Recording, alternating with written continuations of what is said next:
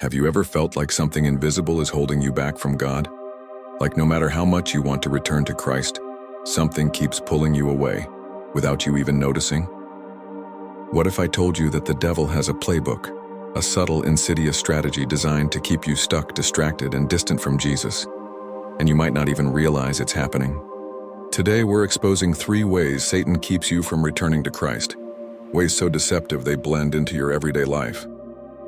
This topic is rarely discussed because we often focus on Satan's obvious attacks, temptation, sin, or doubt. But what if I tell you devil has a strategy? What if the enemy is working behind the scenes using strategies so subtle they feel like your own thoughts? Stay with me, because once you see these tactics for what they are, you'll never look at your spiritual journey the same way again. My prayer is that by the end of this video, you'll not only recognize these tactics but feel empowered to break free and run back to Jesus. Let's start with the first way Satan keeps you from returning to Christ: the lie of self-sufficiency. This is the whisper that says, "You've got this. You don't need God right now." It's the idea that you can handle life on your own, your problems, your pain, your plans, without leaning on Christ. In John 15:5, Jesus says, "I am the vine, you are the branches. If you remain in me and I in you, you will bear much fruit. Apart from me, you can do nothing." The Greek word for nothing here is ouden. It's absolute, meaning not even the smallest thing can be done apart from him. Satan twists this truth. He convinces you that you're strong enough, smart enough, or good enough on your own. In the Garden of Eden, Satan's first lie to Eve wasn't about denying God. It was about convincing her she could be like God. Genesis 3:5. That same lie echoes today. You don't need to return to Christ right now, you're fine as you are. This lie doesn't always feel sinful. It shows up in your hustle, your ambition, or even your self-help routines. You're told to trust yourself, to find your inner strength. But here's the truth. Self-sufficiency is a trap that keeps you from the true source of strength, Christ. I've fallen for this myself. There was a season in my life where I was so focused on fixing my problems, my career, my relationships, that I stopped praying. I thought I was being strong, but I was drifting further from God without even realizing it. Picture this. You're driving through a storm and your GPS dies. You think, "I know the way, I don't need it." But the further you go, the more lost you get. That's what Satan wants, to keep you driving in circles, thinking you're in control, when really you're far from the path God has for you. Have you ever felt that way? Like you're trying so hard to figure it out that you've forgotten to look to Jesus? The second way Satan keeps you from returning to Christ is the distraction of busyness. This one is so subtle because it feels productive. You're not sinning, you're just busy. Work, family, social media, hobbies, Netflix, life fills up, and suddenly your time with God gets pushed to the back burner. In Luke 10:38-42, we see the story of Mary and Martha. Martha was distracted by all the preparations that had to be made, while Mary sat at Jesus' feet. The Greek word for distracted here is perispao, which means to be pulled away or dragged in different directions. Sound familiar? Satan doesn't need you to reject God outright. He just needs you too busy to seek him. Historically, this tactic isn't new. Early Christians in the Roman Empire faced constant pressure to prioritize survival, work, family, safety over their faith. Today, it's not persecution, but the endless scroll of TikTok, the pressure to hustle, or the demands of daily life that pull us away. Here's a revelation. Busyness isn't just a schedule problem, it's a spiritual attack. Satan uses it to make you feel like you don't have time for God. But the truth is, you always have time for what you prioritize. I remember a time when I was so overwhelmed with work that I stopped reading my Bible. I told myself, I'll pray later. But later never came.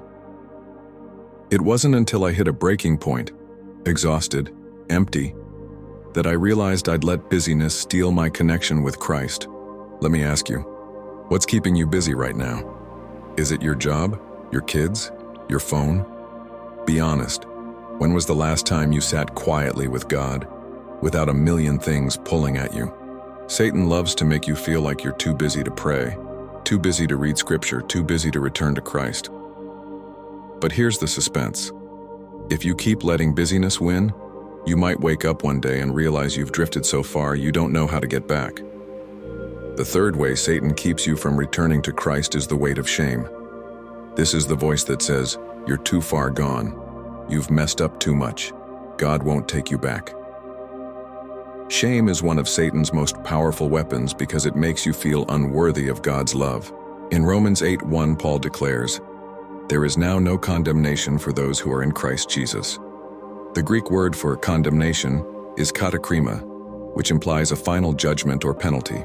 Satan wants you to believe that your past sins define you, but God says there's no penalty for those who return to Christ. Look at the story of the prodigal son in Luke 15:11-32.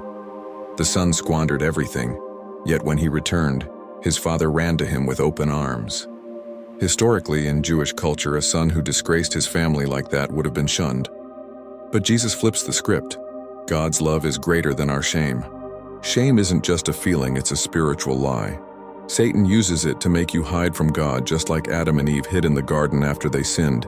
Genesis 3:8. Theologically, shame is a distortion of grace. God's grace says, "Come as you are." But Satan's lie says, "Clean yourself up first." I'll be real with you, I felt this. There was a time in my life when I couldn't even pray because I felt so unworthy. I'd made mistakes, and I believed the lie that God was done with me. But here's the twist. The moment I brought my shame to Jesus, He didn't reject me, He embraced me.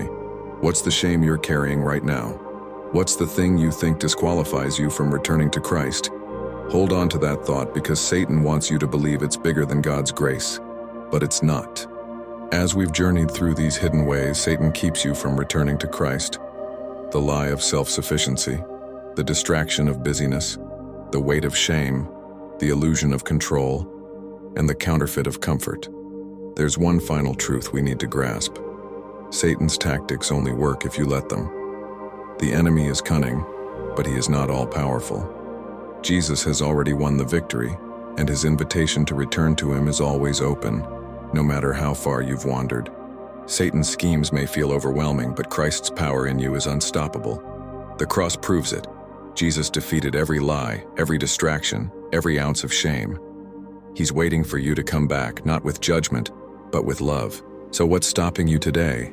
Is it the lie that you don't need God? The busyness that drowns out His voice? The shame that makes you feel unworthy? Or maybe it's the comfort you're clinging to instead of Him. Whatever it is, you don't have to stay stuck. Jesus is standing at the door of your heart, knocking. Revelation 3:20.